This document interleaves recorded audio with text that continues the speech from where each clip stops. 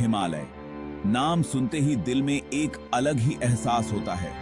ऊंची ऊंची चोटियां मानो आसमान को छू रही हों। बर्फ से ढके ग्लेशियर जैसे जमे हुए डायमंड्स, घाटियों से होकर बहती नदियां। हवा पतली है, एक अलग ही ऊर्जा से भरी हुई। ये एक ऐसी जगह है जहां खूबसूरती और खतरा दोनों साथ साथ रहते हैं। सदियों से हिमालय ने इंसानों को अपनी ओर खींचा है। ये सिर्फ पहाड़ नहीं है, ये कहानियों और रहस्यों की जगह है, साधकों और छिपे हुए अजूबों की जगह है।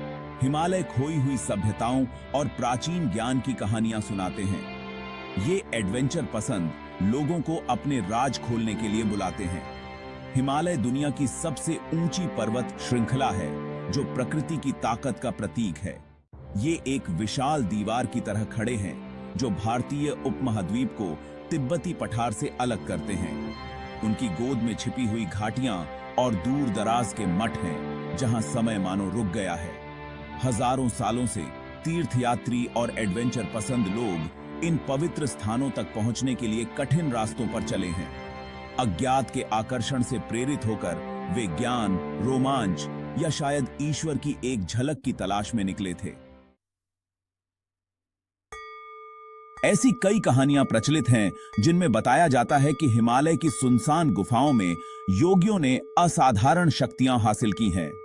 कहा जाता है कि ये साधु भौतिक दुनिया की सीमाओं से परे चले गए हैं। ये सदियों तक जीवित रहते हैं। ध्यान और पहाड़ी हवा से इनके शरीर को ऊर्जा मिलती है। गांव वालों और यात्रियों के बीच ऐसी कहानियां मशहूर हैं जो रात के समय बॉनफायर के पास सुनाई जाती हैं। ये कहानियां इन रहस्यमय योगियों से मुलाकात की हैं जिनके चेहरे से शांति और ज्ञान झलकता है। कुछ लोग कहते हैं कि इन योगियों में प्रकृति के 5 तत्वों को नियंत्रित करने, बीमारों को ठीक करने और भविष्य देखने की क्षमता होती है। दूसरों का दावा है कि ये प्राचीन ज्ञान की रक्षा करते हैं जो पीढ़ी दर पीढ़ी गुरु से शिष्य तक पहुंचा है। इन कहानियों को अक्सर काल्पनिक मानकर नजरअंदाज कर दिया जाता है। फिर भी सदियों से चली आ रही इन कहानियों से एक गहरी सच्चाई का पता चलता है। हो सकता है कि आधुनिक सभ्यता की पहुंच से दूर हिमालय के किसी छिपे हुए कोने में ध्यान के ये उस्ताद वाकई मौजूद हों जो सदियों से चले आ रहे प्राचीन ज्ञान को संजोए हुए हैं। शांग्रीला की कहानी ने सदियों से दुनिया को अपनी ओर खींचा है। हिमालय के बीचों बीच बसा एक छिपा हुआ घाटी जहां समय धीरे धीरे चलता है और लोग पूरी तरह से सामंजस्य में रहते हैं। यह एक स्वर्ग है, शांति, ज्ञान और असाधारण लंबी उम्र वाला स्थान है। शांग्रीला की कहानी का उत्पत्ति रहस्य में डूबा हुआ है। कुछ लोगों का मानना है कि यह प्राचीन तिब्बती बौद्ध ग्रंथों से उत्पन्न हुआ है, जबकि दूसरे इसे स्थानीय लोक कथाओं को मानते हैं।